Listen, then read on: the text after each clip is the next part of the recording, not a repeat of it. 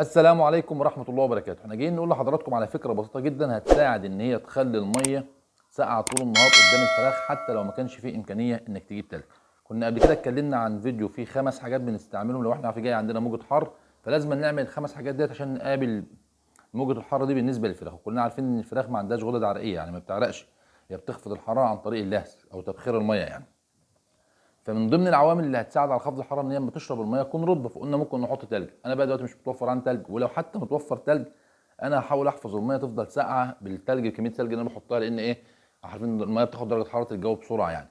فالفكره ديت هتساعد ان هي تحفظ درجه الحراره بتاعه الميه طول النهار حتى لو كان جواها تلج، فده هيساعد على خفض درجه حراره الفراخ في موجه الحر اللي موجوده ديت. يبقى احنا بنعمل الفكره ديت ليه؟ علشان خاطر نحافظ على الميه ذات نفسها ساقعه، فبالتالي كل ما الفراخ تشرب ميه ساقعه او ميه رطبه كويسه ده هيساعد في خفض درجه الحراره وان احنا نقابل موجه الحر اللي جايه ديت.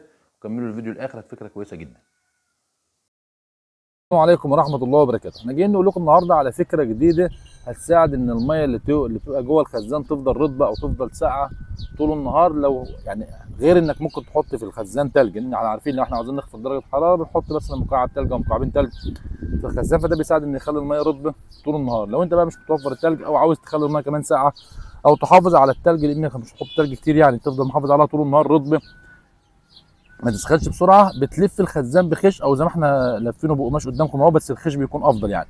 انت بتلف الخزان داير ما يدور بالخش وتغرقه ميه من بدري، طول ما هو بيتعرض للهواء الميه الخيش ده مبلول ميه وبيتعرض للهواء يفضل محافظ على الميه اللي جوه الخزان ساقعه ورطبه، بالاضافه للتلج لو ما فيش تلج بتعمل الحركه دي كلها. ودي كلها حاجات او معلومات احنا خدناها طبعا من سفر في الجبل، كنا بنلف الجراكن بالميه دي ما كانتش ميه ساقعه يعني، فبنلفها بالخيش، والخيش ده كان بيساعد ان يخلي الميه رطبه على طول عشان خاطر تخفض درجه الحراره في الجو الحار اللي احنا فيه ده. والسلام عليكم ورحمه الله وبركاته.